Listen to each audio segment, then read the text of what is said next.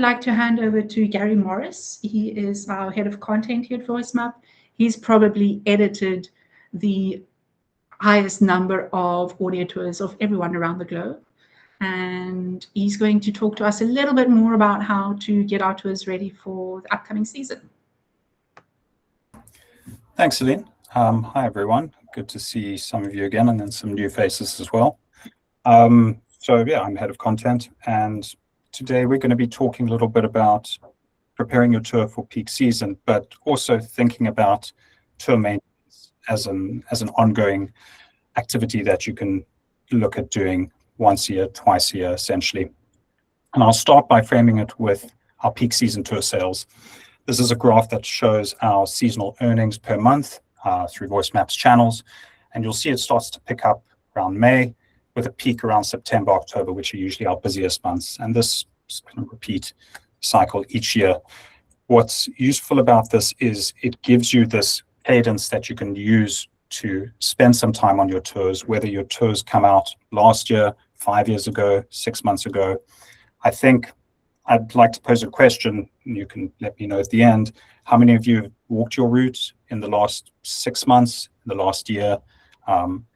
We find that a lot of publishers will publish that tour and then kind of set and forget about it. They might do a bit of promotion at the beginning, but essentially they done what they needed to do and just wait for the tour sales to come. And we want to try and reframe how you think about that, and I'll get more into that in the next few slides. But I was talking to some of my colleagues and using the maybe trite analogy that a tour really is like a plant. You put the effort into it, even from when it's published, watering it, getting it out there, getting some sunshine on it, which is, getting it out to the public, getting some, building up some momentum around it, and it will kind of pay off to you, flowering and continuing to flower each season. So we did an analysis of tours that earn more than $50 within the first 90 days, within the first 3 months. And so we took a cohort of tours from 2023, and we put it between tours that earned that $50 in the first 90 days and tours that didn't. And the tours that did, we refer to as takeoff. The ones that didn't, we refer to as grounded. And what we found was that every tour published hits a critical window within that first 3 months. And tours that earn $50 or more, they achieve this big takeoff. They found the audience, they're generating ratings and reviews, and it starts to enter this compounding cycle that just carries on with that momentum.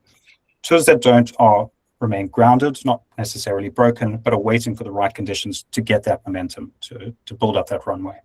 And so looking at the tours from 2023, you can see there's an 8 times difference between the annual revenue between those grounded tours that earned that $50 in the first 3 months, the takeoff tours that earned the $50 in the first 3 months, and the grounded tours that didn't, with 29% of those tours generating 68% of the earnings. And what that takeaway is for us is that VoiceMap is really an amplifier and not a generator. So if you're able to generate that initial early momentum in the first 3 months of that tour, and even if your tour is older than that, starting to build that momentum through reviews, search ranking, discovery, getting the tour out to people, getting it across that $50 threshold, you start building up that runway. And that runway is your own audience, essentially. It's your social media channels, your mailing list, the effort that you put into in that initial launch effort. And so what you'll see here is that even though percentage-wise, the grounded tours edged out the takeoff tours a bit, the takeoff tours are starting from a much higher runway. And so in terms of dollar amounts, they're far ahead of the grounded tours. And so it really, we want to kind of hit home that putting that effort into your tours initially, getting them out there, getting those ratings and reviews, getting it past that $50 threshold, really you start to see this momentum build. We're going to be soon launching a takeoff program. You'll hear more about that in the coming months, and we'll explain what's involved there. But it's to essentially do that, identify the tours being published soon that can benefit from this, and some that have kind of been languishing a bit that could use some re-energizing.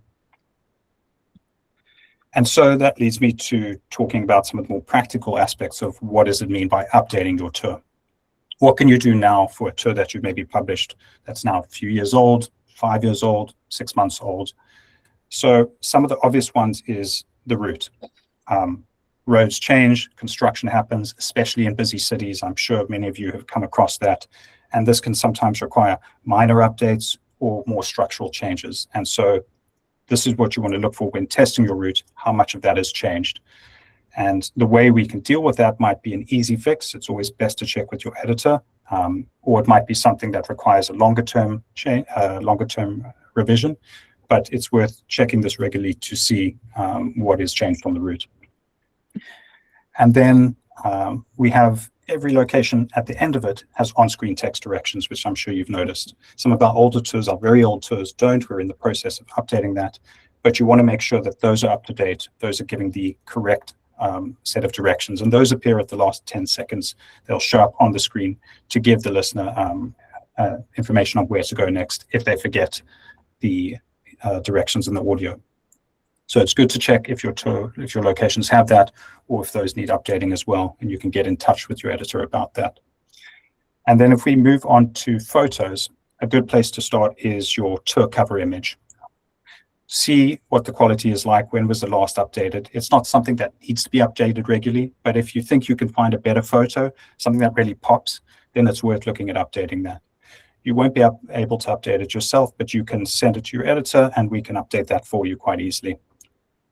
And then some of the most important locations to make sure that have photos is the starting location, because this will be displayed to the listener when they start the tour as orientation to make sure they're starting in the right place.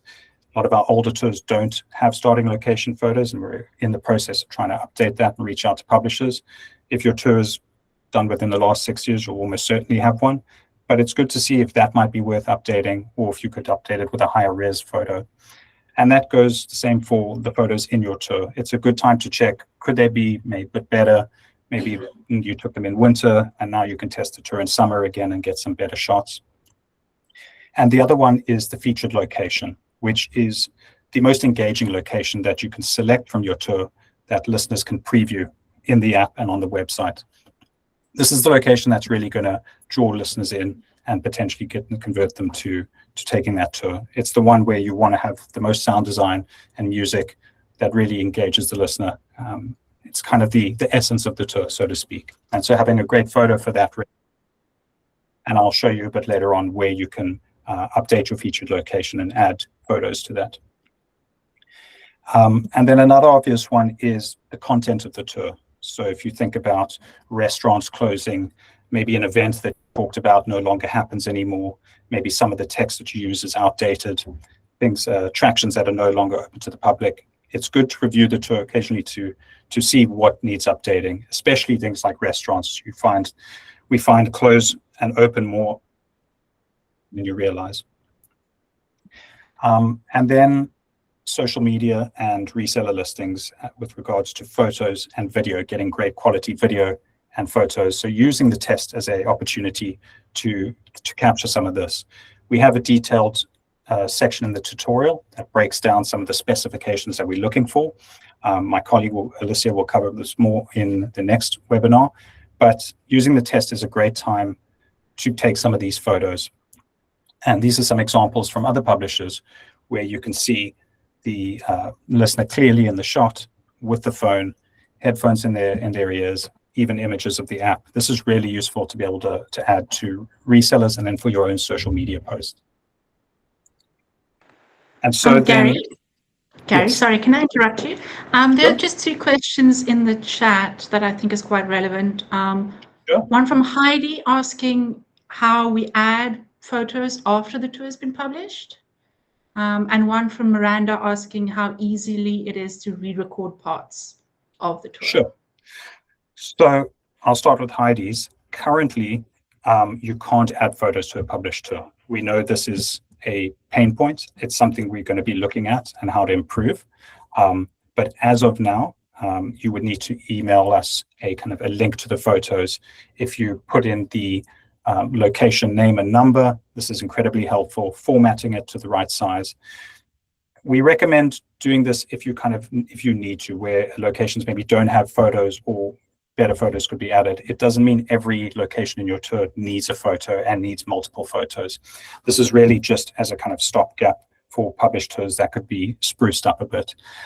That being said, we're hoping to eventually release features where publishers can update the photos on their tours without needing to go through the editor, and eventually be able to take photos in the app that get uploaded to locations when they're testing the tour.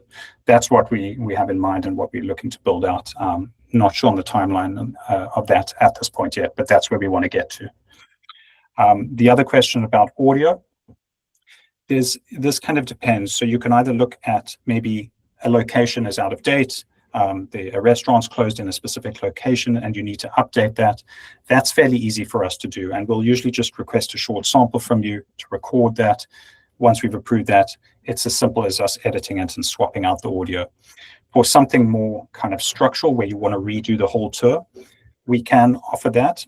We are a fairly small team, so we can't do that for everyone at once, but it is a possibility to do that. And what we would usually do is maybe then clone the tour, get you to re-record into that clone tour, and then we'll re-edit the tour and can do additional music and sound effects potentially. Another option is for smaller changes where you don't want to record or maybe you're not able to, is 11 Labs. I know publisher Tom touched on it briefly in his previous webinar, how he uses 11 Labs for different voices in his tour. But what 11 Labs can also do with publisher's permission is it can clone a voice. And so if you wanted to make a change to a location without needing to go through the hassle of re-recording it, and you allow us to clone a small section of your voice to be able to make that change, it's quite easy from our side to do that. And it's quite uncanny how similar it sounds to the publisher's original voice. So hopefully that answers your questions. So we've spoken a little bit about what to look for and why you would update, and we can now look at the practicalities of actually checking your tour. And the most obvious one is just going to walk it yourself, experiencing it as a listener would, and seeing what has changed since you last put that tour out into the world. But not everyone can do this. Maybe you don't live in the city that you publish that tour in anymore, or you're away, or whatever it may be. And so this is where you can get friends and family members to help you do this. It's also a great way to just get an unbiased view of the tour, essentially. And when you publish a tour, you get 10 free tour credits, and you can convert these credits into voucher codes that you can then share with your friends and family to be able to then access the tour. We have a detailed section in the tutorial that explains how to do this, where you're able to create this in your publisher dashboard, what information to share with them, and makes it very easy to do. Another way to do it as a kind of quick fix is to go through recent listener reviews. Our listeners are very good about leaving feedback if there's an obstruction on a route, construction, if a restaurant's closed, if the attraction that you point out is no longer available. Listeners will be very quick to usually point this out. And so going through some recent listener feedback in your tour comments section on your tour page is a useful way to see what's recently been changed. And in terms of the cadence, looking at the seasonal tour sales graph as a reference, think about every 6 months as a good kind of base metric to when to check your tours. If you can do it more often, that's great. But I think every 6 months is a good cadence for kind of a regular check-in. And it doesn't have to be this massive job. It's just to check in and see, is there something I could spruce up, something maybe that could be touched up a bit, and go from there. And so one of the ways you're able to do make some of these changes, and I just want to reiterate again, it's about making kind of small incremental changes, not revising your entire tour. One of the ways you can do that is via the distribution tab. And the ones I'm going to touch on are price, featured location, buy to listing, and a temporary notice. I'm going to bring up a publisher. This is our publisher, Ben Barclay's tour in Granada. So to access the distribution tab, you can do that from the My Account drop-down menu. You choose My Library, and you'll see your tours available there. You click Edit Tour, and it'll take you to the distribution tab to be able to update that. We have the detailed section in the tutorial about this, so we can share the links to that afterwards. I'll start off with price. Our standard pricing for when you create a tour that it defaults to is $9.99, but many of our tours are priced higher than that. And really the only reason you would price a tour lower than $9.99 is because it's a shorter tour. There's really no real other reason to have it lower than that. If you haven't priced your change the price in a while, you can do it every 30 days. Take a look and see what are the other tours in the destinations, what are they priced at as a reference. If it's coming into summer season and you've gotten some good ratings, reviews, you can look to up the price. It's not always set in stone, so you can change it if you need. We also get in touch occasionally about doing price updates. And so if we do identify your tour for that, we'll be in touch about that. We've also found that niche tours can be priced higher. So if your tour is talking about a specific niche, or maybe just focuses on a specific neighborhood, it might be able to be priced higher because there won't be other tours really competing with you. And so this is where you can adjust the featured location. If you don't have one selected, you probably then have an older tour. We did a push to reach out to publishers about updating this. You can change this yourself, so it's not set in stone once it's selected. And as I said, this will be the most engaging location to really draw the listeners in. You don't want to choose the first 3 locations in your tour because those can be previewed for free anyway. So pick a location on a tour that you think really sums it up, that gets home the essence of that tour. And this is where you'll also be able to include the images for that featured location. And this will be displayed on the tour page when a listener is browsing it on the website. And then in the tour app, it'll be displayed quite prominently as well when they're looking at the tour. The other ones I'm just going to touch on here is if you're going to be listing your tour on Viator, this is where you'll be able to do that. If you're on one of our paid plans, you will be able to do that regardless. Otherwise, if you're on basic, you can pay the $29 listing fee, and you'll be able to add the landmarks from your tour in the sequential order they appear here, as well as the photos and the specifications for adding those photos. And I showed you some of the examples earlier in the slide. And then one that I think is quite pertinent for tour updates is what we call temporary notices. This is something we released, I guess, quite a while ago now, but most publishers don't really know about it. And essentially, it's an easy and quick way to let a listener know that there's been a temporary disruption along your route. So maybe there's some roadworks happening for the next 2 weeks, or there's an upcoming event blocking a portion of the route. This is where you can let the listener know with clear instructions about what's occurring, how long it's occurring for, and maybe some walkarounds to get around something. This is where you can do that. You can set a start date and an end date. It'll run for 3 months and then automatically up to 3 months, and it'll automatically end on the end date you've selected. You'll submit this. Your editor will just take a quick look to make sure it fits our format, and we'll just approve it, and that'll then show on the tour page to allow listeners to know that there's something up. But see this more as a band-aid, not a kind of permanent fix. And I'm just going back over here. And then before I move on, just wanted to share some insights we've got from our resellers in Viator and TripAdvisor with regards to price and reviews, which we'll touch on shortly. We found that tours priced around $14.99 earn the most net revenue on Viator and the partner channels, with $11.99 close behind. So keep that in mind when thinking about your tour. Tours on Viator with 6 to 10 reviews on average.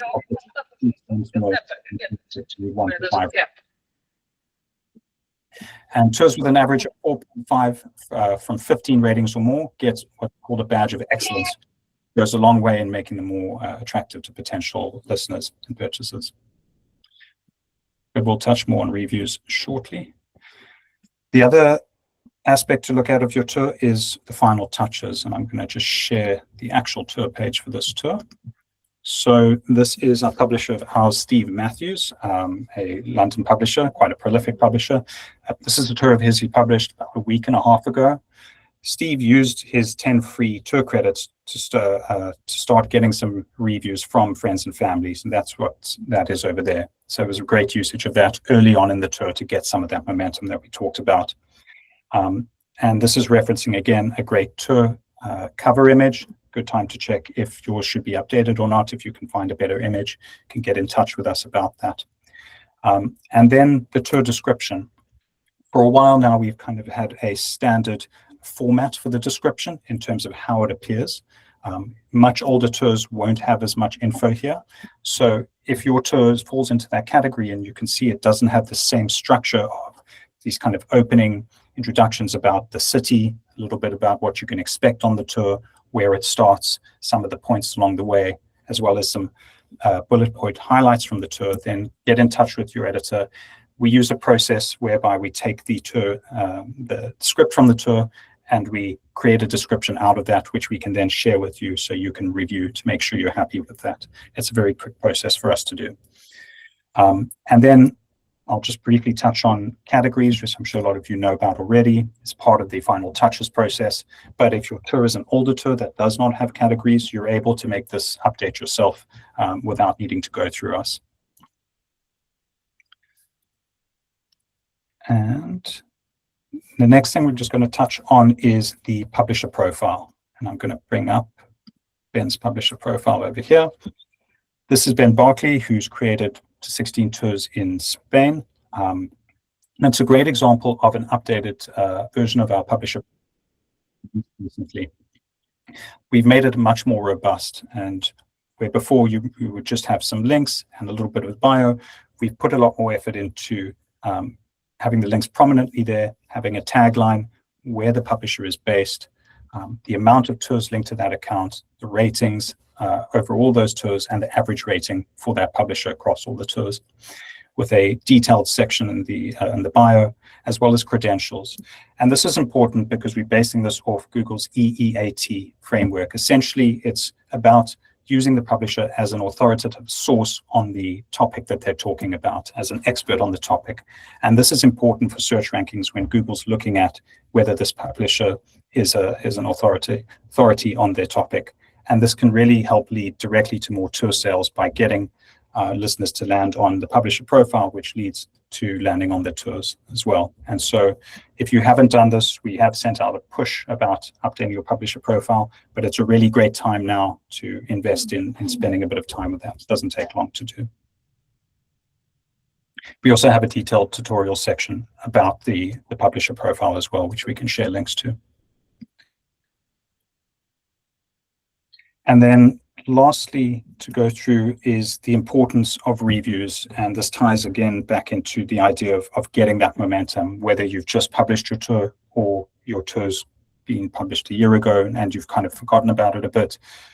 One of the best things is going through the recent reviews, focus on the last 3 months and respond to those listeners. Even if it's just to say, I'm glad you enjoyed the tour, or if they have some critical feedback that you think is useful, let them know.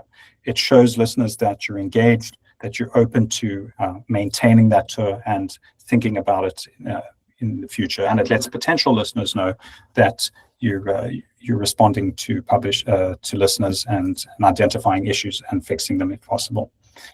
And then getting more reviews. And if that's on VoiceMap, this is again talking about the tour credits that you can use to create voucher codes, so that family and friends can test the tour, but they can also rate and review the tour. And this is a great way to get that early momentum, showing you how Steve Matthews did that using his voucher codes to share with family and friends. And the same on resellers. If your tour is on Viator, you can get family and friends. They can purchase that tour. If they do purchase it on Viator, they can leave a review on Viator as well as TripAdvisor. They don't need to purchase the tour also on TripAdvisor, so they're able to leave reviews there. However, if they purchase it on TripAdvisor, I think they also need to purchase it to leave a review on Viator. Aline can correct me if I'm wrong there. Yes, sorry, Gary.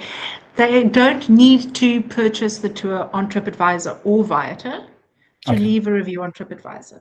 So if they did your tour for free, if you gave them a free copy of your tour, they can leave a review on VoiceMap, and then they can then go on TripAdvisor and leave a review there as well. So they don't have to purchase it there. Got it. And so all of these are little steps that you can take quite easily and on a yearly cadence to make sure that your tour is getting that momentum, staying up to date, and essentially that you can get the most out of it. And these are things that you don't need to see as one giant thing you have to do all at once. Think of it as a checklist that you can kind of tick off once a year, just to look at and see what needs updating. For bigger structural changes, as I said, get in touch with your editor and we can figure out the best way to do a larger update on the tour. That might require a bit more time. But that then brings me to Q&A, essentially. And so I'm going to stop sharing here. I hope you found that useful. Yeah, any questions? I can start with a couple of questions in the chat, and then anyone else, if you have questions, you're welcome to raise your hand. The first is from Heidi. Heidi, are you still there? If you can share a little bit about your tip on how you get somebody in another place to test your tour, that would be great. Yeah, so I rely on kind strangers who are traveling, or perhaps who live in that location. So as I've traveled around, I've started making some tours for other destinations that I don't live in, and I don't necessarily know anyone who's there. So I happen to be active on Couchsurfing. It's like a $15 membership for the year. Besides when I travel, sometimes I've used it, but also it's really great because you can go to the search bar and click travelers. If you're interested in seeing who's listed as traveling there, I usually look for like 2 weeks out from today, 2 weeks out. What I really like about using Couchsurfing is because if people are visiting, then if I say, hey, would you maybe be able to do, this walking tour for free? Because also Couchsurfing folks, it is serious social, but we also like free things, that if they're there for a limited period of time, I think they're a little bit more likely to do it than if someone's like, yeah, I can do it like any weekend and things happen and then I'll do it later. So I literally just send them a message and basically say, hey, if you're interested in doing a free tour, just let me know. Here's the gist of it. But then I've also used Facebook groups. I just type in the name of the city. And a lot of times either like an expat group for people who are maybe situated there, but are perhaps still getting to know the lay of the land. But I also have a template for myself that I kind of copy and paste. If it's related to testing one of my tours, I have a specific template basically saying, hey, so I'm getting more detailed feedback on if the audio works. So that way I don't have to keep typing it out every single time, letting them know it's an AI voice who's reading it. And then also I have another template that I use, and I just kind of fill in the details, the start and finish location, how long it takes, the name of the city and such. Once my tour is published, I'd actually just had gone online to some of those spots because I published a tour last summer. And so I was like, well, I haven't gotten reviews in a while. So I actually was starting to see if anyone was coming to some of these cities recently. Nice. Mm-hmm. Great, thank you. There are 2 questions about reviews. Sorry, you're also welcome to just raise your hand and ask your question. Otherwise, I have to go through. The first was from Greg. Greg, you were asking about if you're creating a voucher, if you can create that for a group. Yes, you can create one voucher code. It's an 8-digit alphanumeric code, and you can set how many downloads that code is valid for. So if you want to use one code and give that to 10 people, they can all use that. Interesting. The other question, and if you want to know exactly how to create those voucher codes, I can share that information with you. Oh, sorry. Can I? The follow-up question: Yes. If I'm recommending the tour for a group not related to voucher codes, but yeah, I really don't know how easy that is for people to do.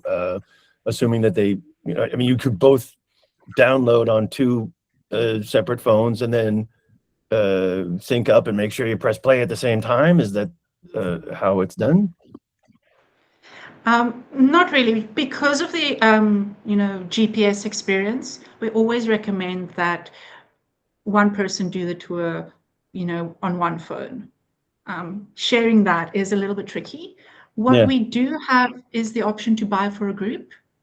So if you go to, let me see, I can get you an example. Okay. If somebody goes to your tour page, I'm just going to use an example here from Paris because that's what's open. Because it's Paris. Because it's Paris. So you'll see here that on Buy every for a tour group, page, that's the button right there. Yeah. there's this option to buy for a group.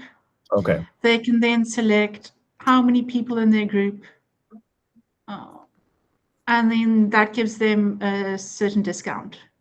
Ah, yeah. So if you'll see, if you are going to, for example, let's do 50 purchases, you get a discount of 25%. They Okay. will then make the payment here, and then that sends them one voucher code that they can send to the whole group. Oh. So that's a good way to encourage group purchases for your tour. And sorry, again, like technically, how does that work? You mentioned the GPS is important just to have one device, but do people then, you need a Bluetooth connection with the one device? No. So then if you've bought, say you've bought 50 copies for the tour, each person downloads the app and the tour on their phone. Okay. Okay. Yeah. That is great. Thank you. You're welcome. The next question, Johanna, you had your hand raised. Yeah, I tried to, because of my family is all over the world, I tried to promote my tours that they can do online with Google Maps, and there was a problem once they're leaving a review in the computer, not in the app, in the phone, because they're watching like hearing me talk and watching the locations. I did kind of a Google map that they can follow. That is kind of cool, that they just jump from one place to another and they can look at the street with Google Earth. But once they try to leave a review, the review does not get included in my reviews. There's no clapping, and it's kind of doesn't affect my reviews. Like instead of let's say 45, I have like 25, because all of the reviews that are on the web do not get included in the reviews. Why is that?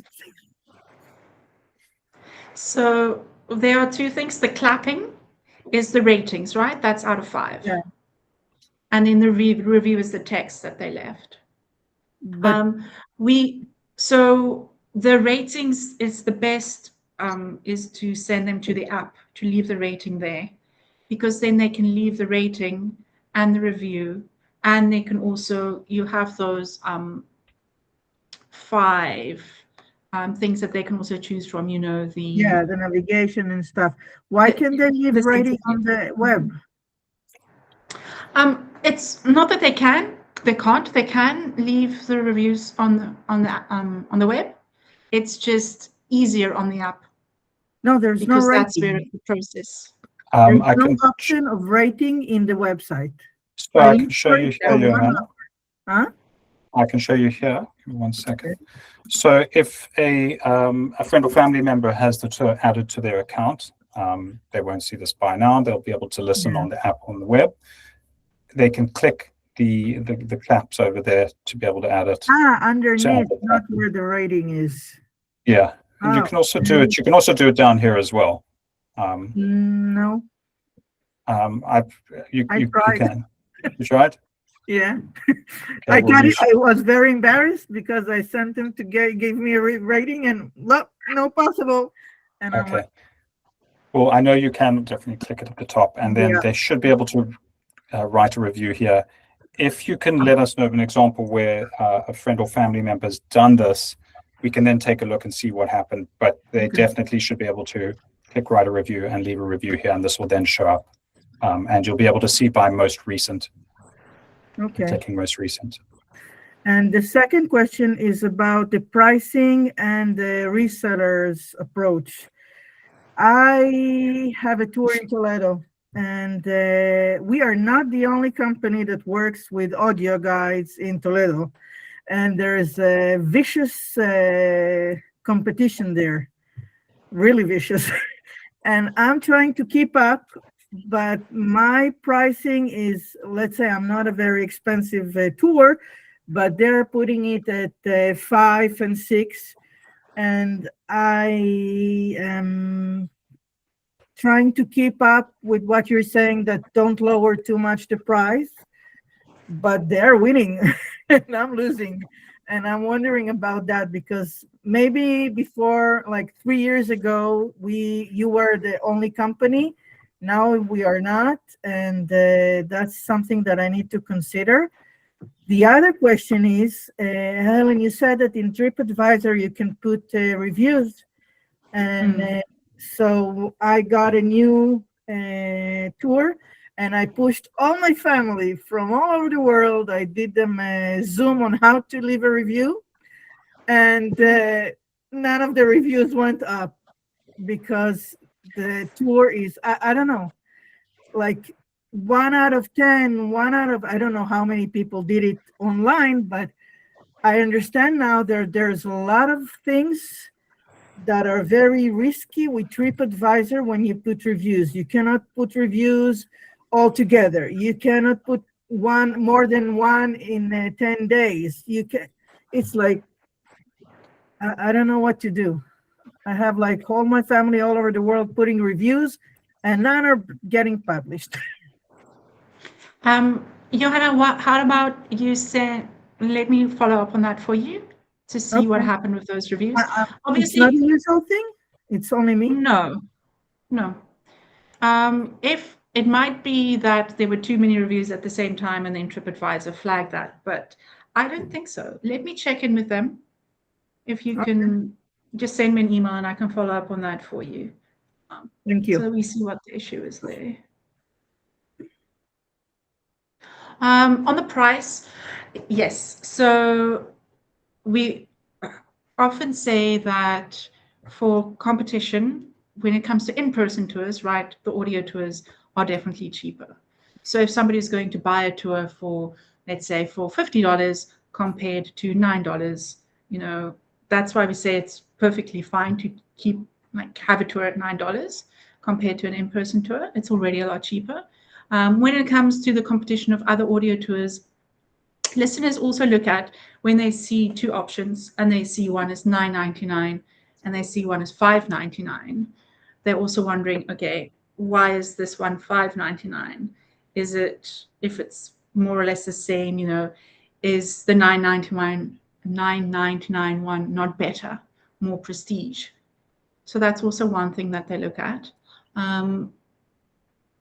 When it comes to audio tours that are our competition, we spend a lot of time trying to make tours that are insightful, that have like a story behind it. So we don't want to sell a product for $5.99 because we think it's worth much more than that. And also, if you are selling 3 tours for $9.99 compared to 4 tours for $5.99, you're still making more. So there is that to consider when you're thinking about the specific price of your tour. I don't know if you have anything to add there, Gary. No, I agree. I think people perceive a cheaper tour as a cheaper product, and we've seen this with raising our prices incrementally over time. You really shouldn't be raising it, making it lower than $9.99, at least for me, unless, as I said earlier, it's a shorter tour, because it's kind of just cheapening your tour in a sense. And so I think it's good to stand behind the quality of your tour, and that's where the ratings and reviews can help with that, and not necessarily justify the price, but justify the kind of the tour experience. And so, yeah, I would agree with Helene on that. We have a couple of questions in the chat still, but Paul's also got his hand raised. Johanna, I hope that answers your question. If it doesn't, welcome to follow up. Yes, Paul. Yeah, hi. Yeah, I put them in the questions. Sorry, in the chat. But so when you have to do a re-record of the navigation for the customers on the location, do you have to re-record the whole location, or can you just re-record the navigation information and then the editor will splice it in at the right place? So it's not as much about the editor splicing, it's about maintaining the audio quality. If you've recorded your tour 2 years ago, in different circumstances, and now you update a sentence of that location, it's going to be noticeable, and it can take the listener out of that experience where the audio quality sounds different. And so I think for the expense of a few extra minutes, it's worth re-recording that location. Obviously not the whole tour, but at least that location that maintains some kind of continuity. And as I mentioned earlier, if it's aligned, we can experiment with maybe cloning the voice on 11 Labs and seeing if we can just pop that in. Sometimes it works, sometimes it doesn't in terms of splicing in lines. But I would say the best thing is to just re-record the location, trying to maintain the quality of the original recording as best as possible, but just re-recording it in full. Okay, that's great, thank you. And then a second question was about adding music, because I know lots of tours have got really good sound design and things. So are you able to add copyrighted music? Like, do VoiceMap have a license for small clips of copyrighted music, or is that just not allowed? No, we don't have a license for that. We do use Adobe Stock. We have a license with them. Obviously, it's not kind of copyrighted music per se, it's royalty-free music. There is a fair amount of music that's in the public domain. You'll need to kind of do a bit of research to see what tracks are. It's usually classical music, older jazz that's available in the public domain. Usually are the recordings themselves, not the music, kind of written music. So doing a bit of digging, you can usually find tracks that are available there. But that being said, no, you can't put a Led Zeppelin song in your tour and hope for the best. We were looking at connecting Spotify playlists with tours. It's something we're probably going to come back to in the future. It's a bit on the back burner now. So I think that'll be the best way to do that eventually, where you can have a playlist. We call it a place list that's linked to your tour, and that plays over the course of that tour. But as of now, no, you couldn't use copyrighted music of someone's unless you had express permission to do so. Right. Okay, that's great. Thanks very much. Cheers. Sure. That being said, though, AI music, and I'm not a huge fan of it, but I think it has its place and can be useful, is maybe if you want a sound-alike track, there's many AI sites, music sites such as Suno, where you can experiment with getting something that maybe sounds like either a rock track or a jazz track that you really like, and get a version of that. So that's another option to play with that's available, essentially. Okay, great. Thank you. Sure. Gary, a question from the chat is, when you clone a tour, and maybe you can just explain in which situation you would clone a tour, will you lose the tour reviews that were connected to the original tour? Yes, good question. The answer is yes. And what carries over when you clone a tour are the images, the location states, not the audio, and the final touches carry over, and the tour cover image, and the on-screen text directions. So the audio doesn't carry over, and the ratings and reviews don't. And the reasons you would clone a tour is if you're translating the tour, so you've created it in English, now you want to create a Spanish version, it's easy enough to clone that tour. And then in that case, you don't need the ratings and reviews or the audio because you're going to be revising the script anyway. You just want a copy of that route and the script.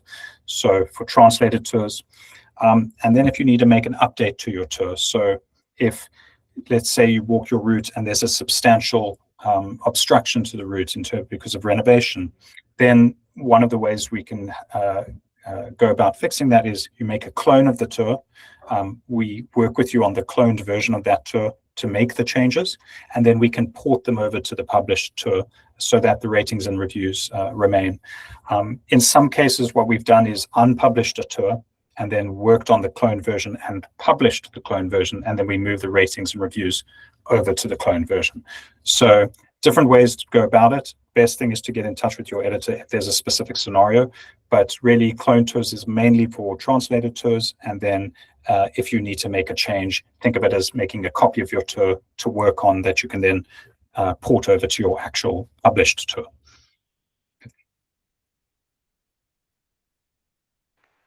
Great, thank you. There are a couple more questions in the chat, but I just wanted to check if anyone else has a question that they want. Dan. Hi, Gary. Thank you. Just a really quick question. Last December, as I recall, there was about a couple-week period where no new tours were being done because you guys were updating other Yes. tours. Are you saying that we can do this year round now, not necessarily just during that period? Yeah, so that was less updating and more what we call optimizing. We were essentially looking at batches of tours that had maybe dropped off in sales and seeing what we as VoiceMap could do to kind of help spruce them up. Some of that we would have got in touch with the publishers, so we would have updated tour descriptions, reached out to the publishers about that, maybe look to update tour cover images, add in starting location photos, and then also tour SEO, which is something that's not available to the publishers, which is how the tour shows up in search engine optimization. And that's something that the editors will do on their end. So some of what I've shown today is only possible to do through the editor because if it's a published tour, but these are things that you can do kind of on a yearly basis. And we're kind of ongoing with the optimization. We just paused that week to kind of figure out what does optimization look like for a tour and how would we do it going forward and what kind of cadence would we use amongst the team.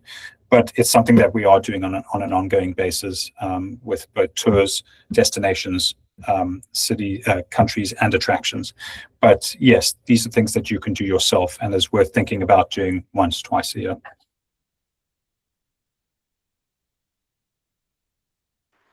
And then we have a couple of questions from David Riki, if you want to ask yours.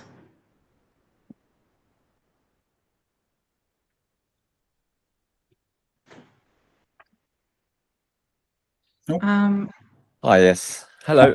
Yes, David. just wanted to ask, first of all, if we've got several tours in one city, whether we can sell them as a group of tours, as a discount maybe. And the other question really was whether if you want to add different voices to the tour, whether there's an AI tool that's available to do that. So to answer the first question, yes, you can bundle tours, and essentially you can bundle 2 or more tours and set a discount price for that bundle. If you're interested in that, reach out to your editor, and David, in that case, that's me for you. So I can help you put that together. We have a section in the tutorial that talks about bundles and what's required there, and we can assist you with putting one together. So the answer is yes, we can. The second question in terms of adding voices to tours, this is something Tom Derbyshire touched on in our previous webinar. 11 Labs is one of the tools that we use, and I believe it's not very expensive to create your own account there. You have access to a huge range of AI voices that are really very good. You can also clone your own voice there.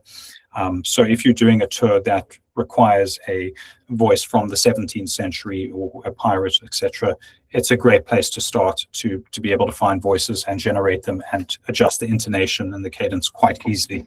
And 11 Labs would be a good one to check out. We can put a link to that as well in the blog post for this later. Thank you, that's great. Sure. Johanna. Yeah, I'm just following up on the 11 Lab because after the last session, I really went into it and I have an account, but I found out that cloning my voice sounds really weird. Like exactly what you were warning about, the being very weird. And so after like hours and hours and hours, I found out that when translating, it might be better to use an AI ready voice from 11 Lab. And I wanted to get your input because I translated my tours. And I try to do it with my voice. I try to do it with somebody else reading and my voice over it. I tried everything, but the most human sounds a voice that is in the language that I'm translating to. Yeah.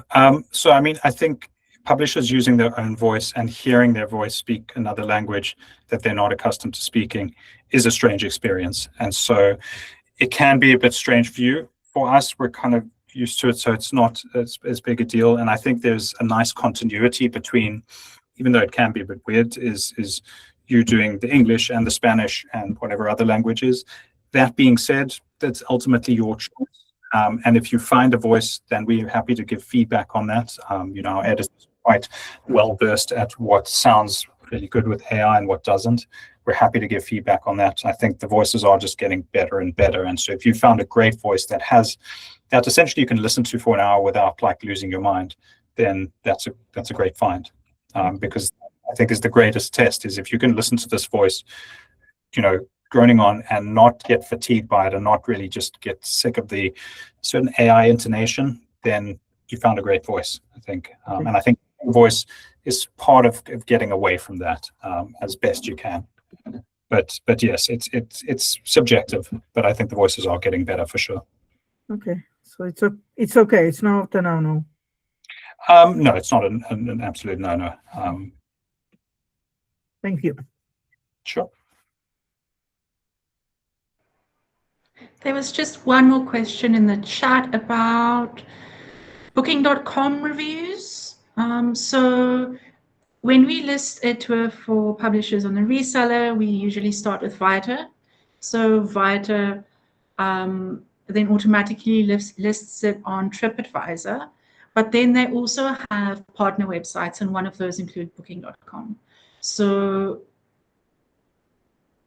a lot of smaller, I think it's about a third of the sales come through partner websites. So if somebody wants to leave a review for your tour on Booking.com, they can leave it there. However, the process won't be the same as when they leave it on TripAdvisor. I realize we have about 3 minutes left. Are there any additional questions? Yes. Yes, from Mark.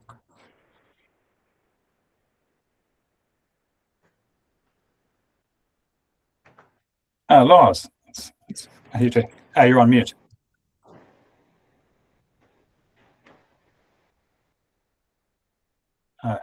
No, still not hearing you, unfortunately, Lars. Now it's better. Yes. Yeah, good. Thank How are you. you doing? I had a question some minutes ago about cloning a tour. As you know, I just cloned one of my tours. Yes.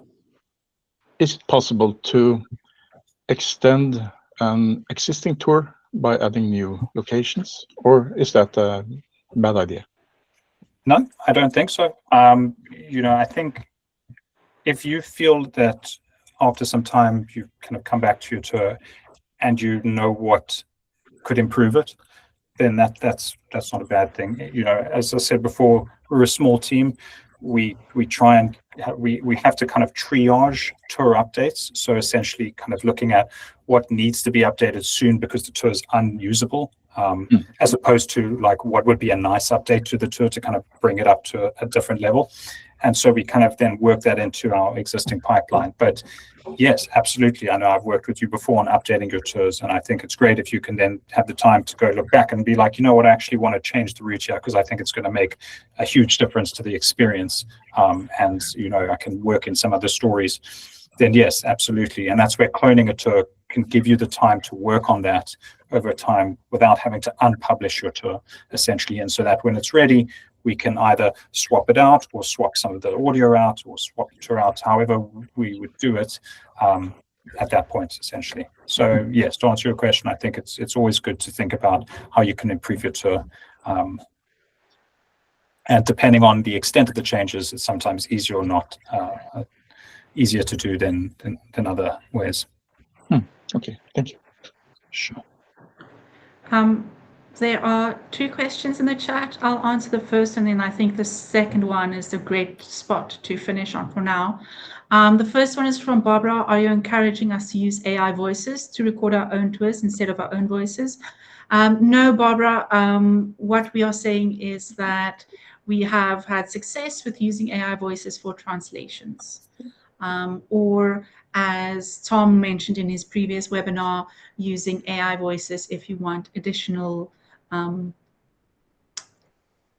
voices within your tours. We always encourage publishers to use their own voices or guest voices when they are recording their tours to make the story sound as human as possible. However, we can use AI as a tool, a supplement tool. And I'll just add to that, in some cases where an English second language publisher is just not confident in their voice, what we've done is actually, with their permission, clone their voice. So we get them to speak in their natural language for minutes, and then we clone that so that they can do an English tour. We've only really done that in specific cases where the publisher, we've spoken with the publisher beforehand onto that with them. We don't feel comfortable, but it's not the norm generally. We always, as Aline says, recommend going with a human voice. It might take a bit more work, but you just end up with a better product ultimately. And the point is the longevity, the quality of the tour, not the amount of time it takes you in that moment to do it, I think. That makes sense. Thanks, Gary. And then the final question is from Amanda. She said, if we published tours 4 years ago, what do you suggest are the most important aspects we should revise first? Yeah, it's a great question. I think some of the things I went through, so out-of-date content, restaurants that have closed, attractions that you've talked about that might not longer be there, any part of the script that might have dated. We do try and work with you when putting the scripts together to future-proof it as best as possible to make it evergreen. But that being said, some things do change. And then the route, really, walking the route and making sure what has changed on that, if the route can still be taken in its original form. Those are the things that can really stop a listener from completing a tour, which is the biggest issue. If they can't logistically finish it, then that's a huge red flag. And so I'd say the most important thing is that the route can still be done and the directions still hold up. And then I would say the audio, if you're happy with that, if you felt like you could really do a better job, that's a bit more of a long-term thing. But we're happy to work with you to re-record that audio and remix it to get it to a higher standard. We're not against that. It's just can't find the time to do that. Great. Thank you, Gary. I am cautious of the time, so what I'd like to say is thank you so much for everyone for joining today. We always enjoy seeing your faces, hearing your voices, having interactions with our great community of publishers. We will share this recording as well as some highlights and insights on our blog. If you have any questions, you're welcome to post on our forum as well or reach out. And then Gary and I are going to stay around for another couple of minutes if anyone has a burning question. But everyone else, thank you so much for joining. Yeah, and we'll great see to you see at our everyone. next webinar.